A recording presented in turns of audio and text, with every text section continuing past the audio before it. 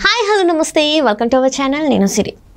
ఒకప్పుడు జక్కన్న రాజమౌళి గారి పేరు అయితే ఇండస్ట్రీలో ఒక ఊపి ఊపింది, ఇప్పటికీ స్టిల్ ఊపుతూనే ఉంది. అయితే జక్కన్న తర్వాత ఎవరు అంటే అసలు ఎవరి పేరు గుర్తొచ్చేది కాదు. కానీ ఇప్పుడు రీసెంట్ టైమ్స్లో మాత్రం నాగశ్విన్ గారి పేరు అయితే వినిపిస్తుంది.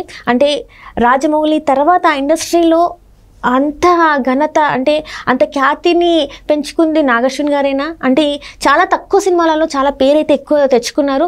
సో మరి నెక్స్ట్ రాజమౌళి నాగశ్విన్ గారు అవుతారా ఏంటి అనేది మనకి వివరించడానికి మనతో పాటు ఉన్నారు ప్రముఖ సినీ క్రిటిక్ యజ్ఞమూర్తి గారు. నమస్కారం సార్. నమస్తే సార్. ఇప్పటివరకు మన ఇండస్ట్రీలో అంటే దేశవ్యాప్తంగా తెలుగు ఇండస్ట్రీ పేరుని ఖ్యాతిని పెంచింది అంటే రాజమౌళి గారి పేరు జక్కన్న అని చెప్పుకుంటాం మనం. So for the first time Rajamouli గారి తర్వాత నాగశ్విన్ గారి పేరు వినబడుతుంది. ఎక్కడ చూసినా కూడా ఎవరి నోట విన్నా కూడా నాగశ్విన్ అని చెప్పేసి. సో ఇంకొక ఇండస్ట్రీకి ఇంకొక రాజమౌళి దొరికినట్టేనా?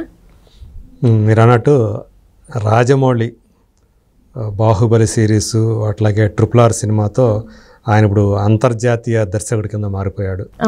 సో ఆయన తర్వాత మళ్ళీ ఒక అంతర్జాతీయ స్థాయిలో ఒక తెలుగు దర్శకుడి పేరు వినిపించింది అంటే అది నాగశ్వినే, నో డౌట్.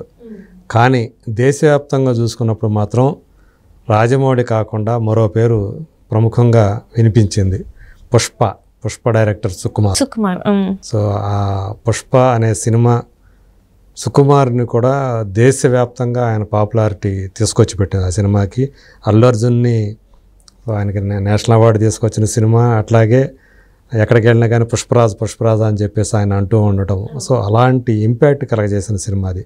అందుకని ఇప్పుడు పుష్ప 2 సినిమా కోసం దేశం మొత్తం కూడా ఎదురు చూస్తుంది. ఆగస్టు 15 అవుతుంది అనుకున్న సినిమా డిసెంబర్కి వెళ్ళిపోయింది, డిసెంబర్ 6కి వెళ్ళిపోయింది.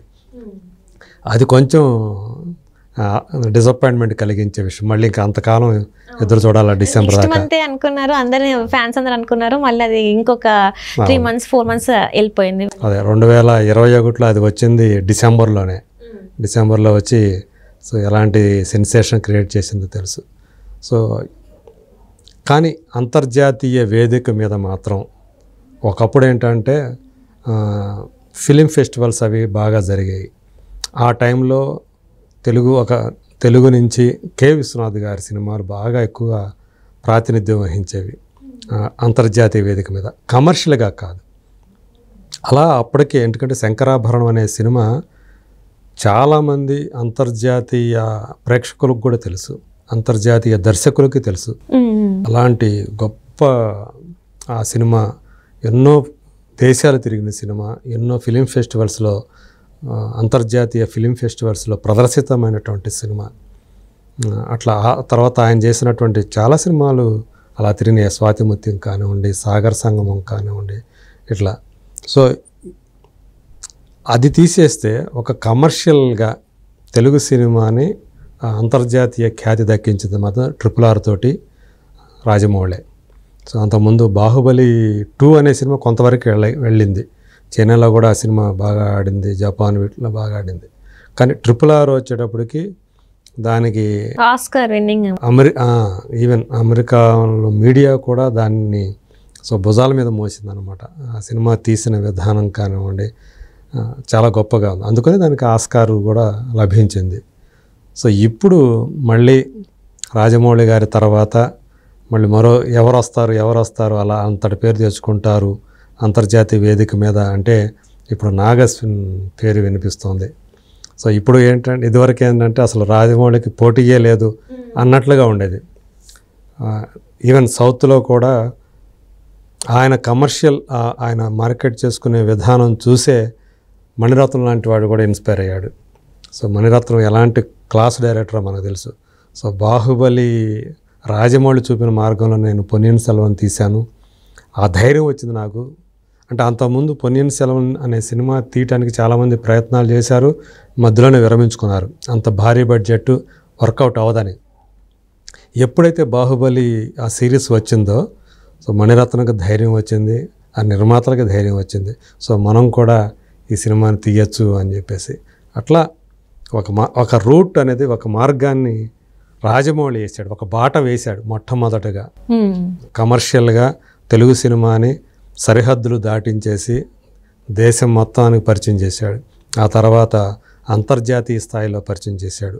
అలా అంత గొప్ప తెలుగు సినిమాకి ఖ్యాతిని తీసుకొచ్చినటువంటి రాజమౌళికి నేను కూడా ఉన్నాను అని చెప్పేసి ఇప్పుడు నాగశ్విన్ కూడా వచ్చాడు. తను చూసుకుంటే 3వ సినిమానే. అవును.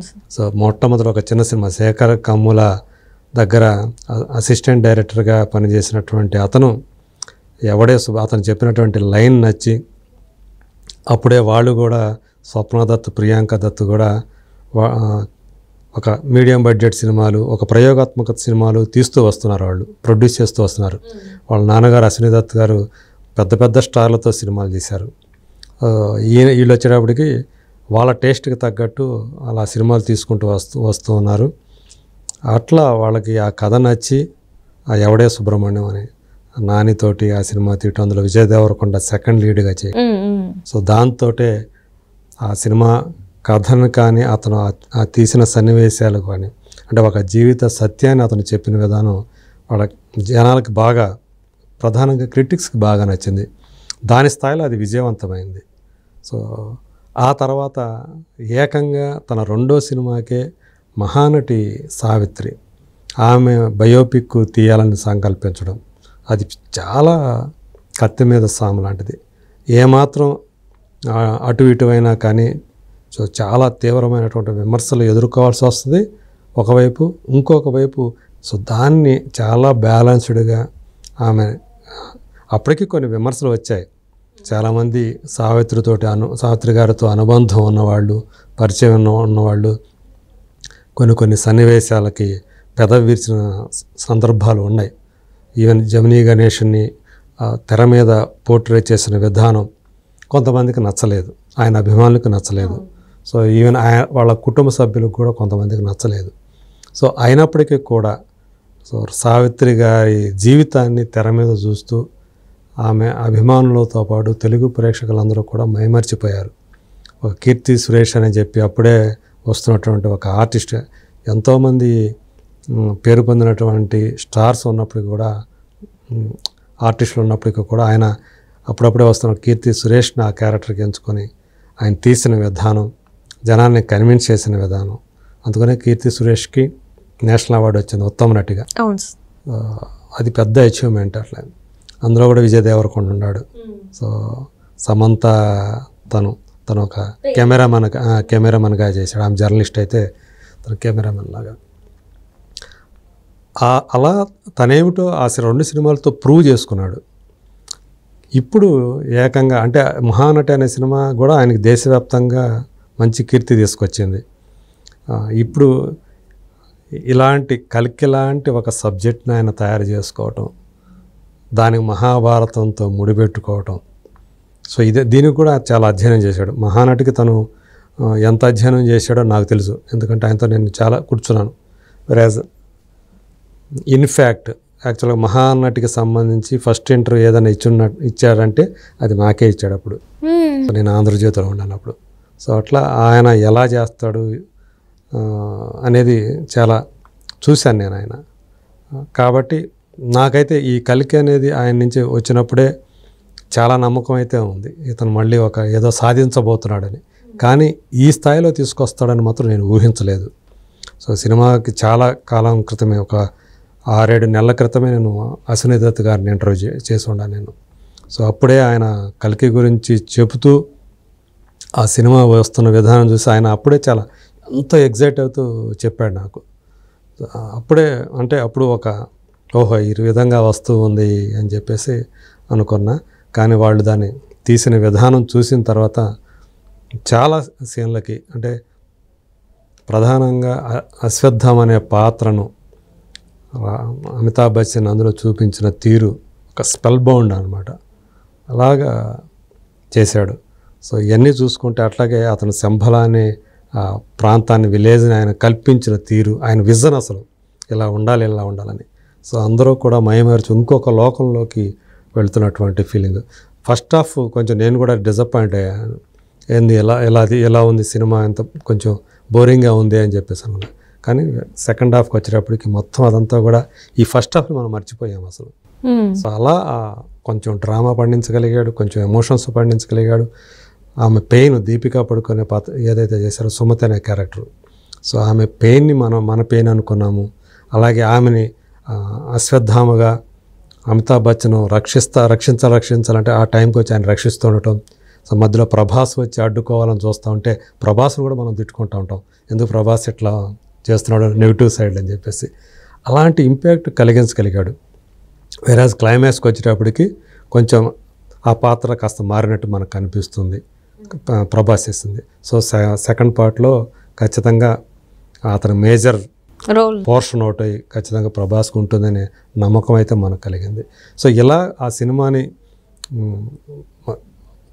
చాలామంది ఊహించిన దానికి మించి తీశాడు. చూస్తే మనం ఎలా ఉంటాడో తెలుసుగా, మనకి చాలా బక్కపలుచుగా, అస్సలు మనం డైరెక్టరా సినిమా డైరెక్టరా అంటే అసలు నమ్మశక్యం కానట్టు ఉంటాడు.